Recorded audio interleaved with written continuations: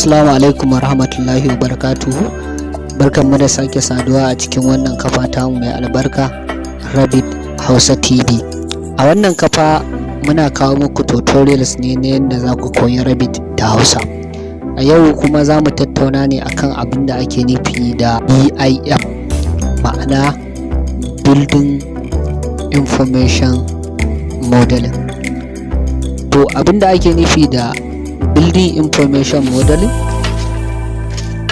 shine is used to describe the basic process of creating virtual model represent actual building.